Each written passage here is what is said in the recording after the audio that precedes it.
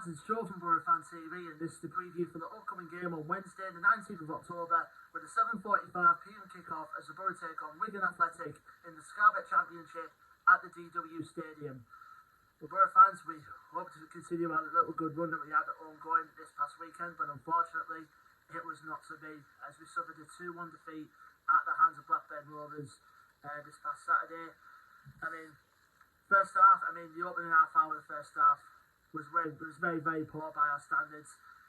We just let slip, and it started right up from the get-go in the 4th minute, where we thought, it was, from where I stood, I thought Sam Gallagher got a touch for the first goal, but it did actually go down as an own goal from Darrell Lenihan to open the scoring, and Sam Gallagher was the main tormentor again for us. To be fair, he's got an absolute peach for that second goal. Took it down well, and then just hit it straight away.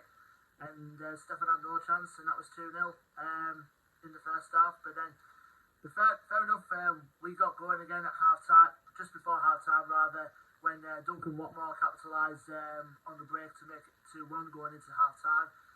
From that second half performance, from my perspective, we were unlucky not to get just to get a point from that game. And the amount of chances we had, I know Dale Fry had an effort that just spun wide, and how did Thomas Kaminsky keep Akpom's close range shot out? I have no idea whatsoever.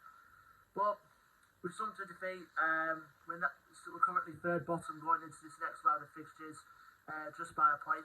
On 13 points, a bit the team below us, I think, which is Hull City have 14. So only a point, but we need to start getting a consistent run of games going. But there is a bit of good news from what I've heard on the socials in terms of the manager situation.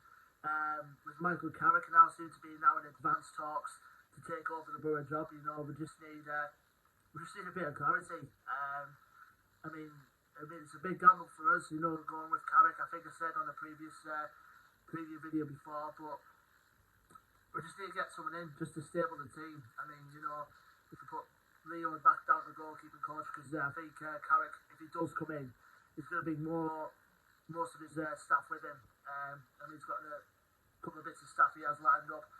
I think Mike Phelan will be coming in as his assistant, and I think coaching-wise he's bringing in another 3 first-team coaches. I think Rennie Miller's team will be one of them.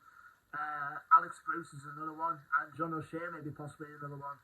So, if there's a message to Michael Carrick, I'd just say come in, get it done now. Before we play the next game after that, which is Huddersfield, because I think Leo's going to be in charge for the game coming up tomorrow. He did do his press conference earlier on this morning, so I can imagine if Carrick does come in just before the weekend, it'll be Leo's final game in interim charge coming up tomorrow night.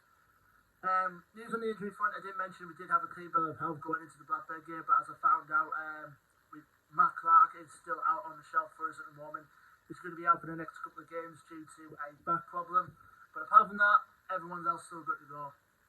Now we'll go to our opponents, Wigan Athletic, who got promoted from League One last season. I think they went up automatically, I do believe it. They went up as champions, because I think they went up as champions and Rotherham came second, and obviously Sunderland came up for the playoffs. Bit of a mixed start for them back in the championship. Of course, they're currently managed by Liam Richardson. The record in the championship going to the victory against us, obviously they're 15th going into this game. The record at the moment is played 14, won 5, drawn 4 and lost 5. Last game out for them, they lost 2-1 away at Sunderland, so they'll be looking to bounce back against us, hopefully, as we all do. Wigan's usually a tough team to play against. We know throughout the years, either it's in the championship or whether it's in the Premier League, Wigan are usually a pretty difficult side to beat. They're really tough defensively, and they're a very capable team at getting goals from attack as well. The players to watch out for, one at the top of my head who's their top scorer this season so far is Will Keane. He's currently their top scorer on 5 this season. We can't talk about Wigan without talking about Charlie White, obviously a former Borough youth player who obviously had some decent spells at other places like Sunderland and etc. And for him to come back after what he's been through with that cardiac arrest that he suffered, I think it was a year and a half ago now, to see him back playing again, fair play to him.